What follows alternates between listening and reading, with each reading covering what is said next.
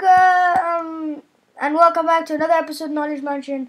Sorry this episode didn't come out. Lots of editing, lots of redos, just lots of stuff. Good news.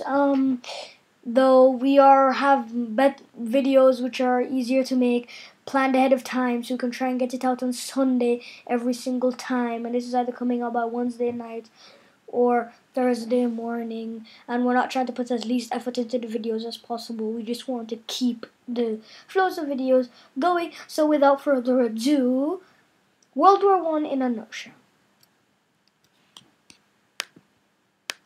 Sorry about that. One gun, 60 million people. In Sarajevo, 1914, which is the modern-day capital of Bosnia, Archduke Franz Ferdinand was shot by Gavrilo Princip, an alleged member of terrorist group the Black Hand.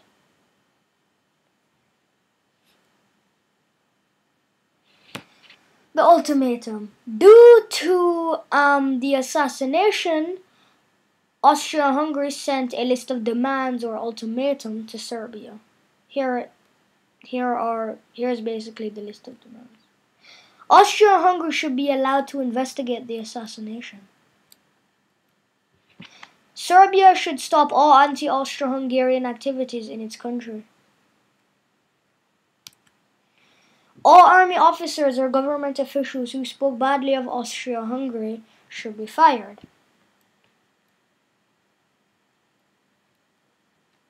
Obviously, the demands were not met.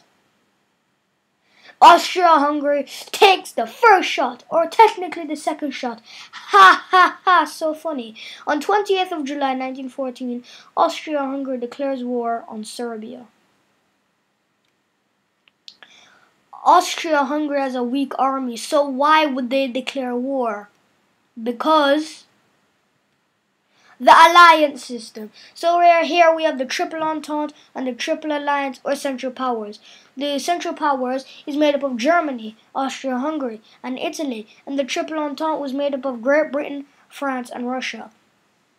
Keep in mind, this is what it looked like at the start of the war in 1914, and as time progressed, it got bigger and more complex, as all wars do.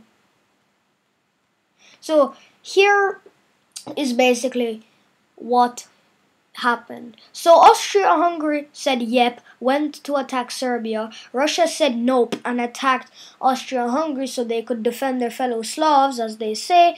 And then Germany declared war on Belgium and Luxembourg.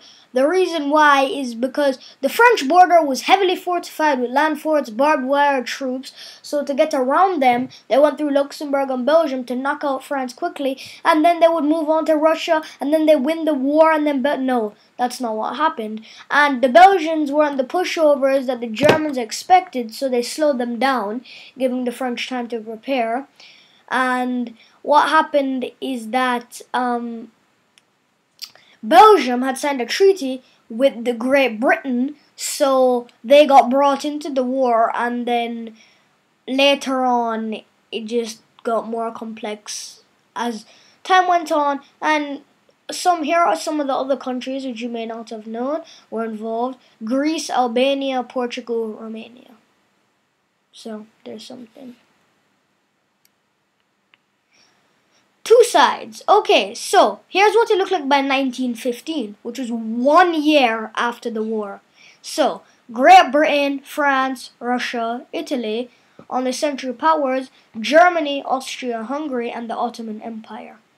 Now, Italy was on the Central Powers in 1914, but they switched sides. Sorry. So, just wanted to point something out quickly. The German and Ottoman flag, which is the Turkish flag on this, but the Ottoman flag, the German flag, and the Russian flag look different back then than you see on the screen. The German flag, sorry, I can't remember. The Austro-Hungarian flag was a golden stripe on the bottom, a black stripe at the top, and then the coat of arms, which you see there, was like on the flag as well. The Russian flag was literally exactly the same, except they had like a double-headed eagle up in the corner. The Italian, French, and British flags look the same. And we move on. Why did World War I really start? It was not because a random guy shot the prince, according to this white guy on the screen. No, I'm just kidding. According to common sense, history, and these reasons. The main causes of World War I: militarism, alliances, imperialism, and nationalism. Militarism. Germany was building up their military, and France and the Great Britain were like, nope, yeah, this is not happening, so that made tensions rise. Alliances, one side could declare war on the others, knowing that someone would be able to back them up. Imperialism, because France and Great Britain basically owned all of Africa at the time, and while Germany had gotten some colonies, they didn't have very many, and because they were building up their military and they were gaining colonies, and Africa was basically just the French and British empires at the time, they were like, yeah, we can't let this happen either. Nationalism, national pride. Gavrilo Princip was a Bosnian Serb, Bosnian and Serbian. Serbia was obviously independent, but Bosnia was a part of the Austro-Hungarian Empire. Bosnian Serb, national pride, wanted Bosnian independence. So, yeah. There you go. Random World War I information. Why is it called World War I if only European countries were named? The United States entered the war, and people from all the colonies were forced to fight on behalf of their European colonizers, so basically every country in the world was involved in some way. The United States entered the war in 1917 when Germany was using the U-boat, or underwater boat, which equals submarine, to shoot down American ships which are supplying France and Great Britain.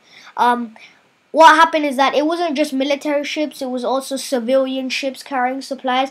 So if you're a country and innocent people are getting killed by submarines, then they obviously got angry about it, and they entered the war on the Triple Entente side.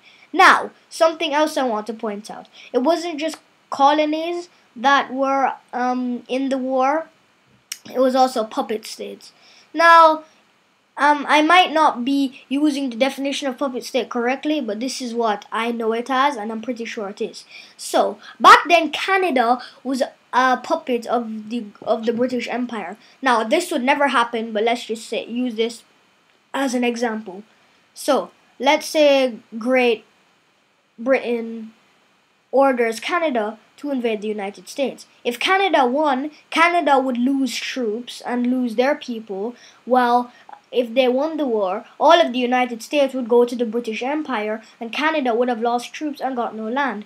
And also the thing about it is that if you're a puppet state, you're basically independent, except your leader and government are pro the country which has installed that government, or are part or are supporters of that government.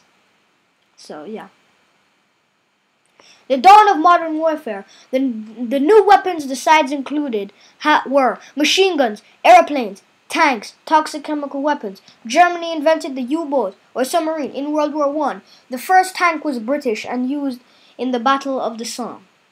By the way, there were 5 tank marks which were developed over the course of World War I, and the first one was in 1916.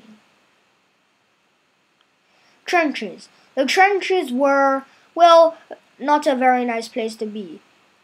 Artillery would constantly fire on you, diseases were rampant, and there were rats as big as cats. Just pause the video. That is absolutely massive. No, thank you. Fun fact about the trenches. Did you know that flanking the other sides in trenches made them very vulnerable? So each side tried to, just constantly kept trying to outflank each other. And then what happened is that they ended up going all the way to the Belgian coast. And then the trenches went all the way up to the Swiss border. So they ended at the Swiss border, and they also went all the way up to the Belgian coast. So they really got nowhere. Fun facts about trenches. More stuff. In 1917, 1 year before the war ended, Vladimir Lenin turned Russia into the Soviet Union through a civil war, and negotiated a peace deal with Germany leaving the war. Haha. Even more stuff, oh my goodness. 80,000 men were either killed or wounded on the first day of the Somme. World War I officially ended on the 11th hour of the 11th day of the 11th month, 1918. This is a really surprising fact here. The debt that Germany had to pay off for World War I was only fully paid off in 2010. As of the time I'm recording this video, Germany paid off the debt for a war which is over 100 years old 7 years ago. You know, I kind of feel sorry for Germany because Austria-Hungary was also involved, which today has split up into loads of different countries. Bosnia, Croatia, Czech Republic, I could go on. But Austria, Hungary, Bulgaria, and Turkey all should have paid debt as well. So, hashtag pay respects to Germany. There's that. Sources. We also have Jabzy. He's a really good YouTuber. He does loads of historical videos. While we are for all-around amazingness and all-around knowledge, he's basically just history. And if you want really, really good, really in-depth history, then you go to his channel. So, hope you enjoyed this episode of Knowledge Mansion. Like the video if you enjoyed. If you're not sure what to do, leave a like anyways. If you're new, subscribe. And see you next time. Bye. Yeah.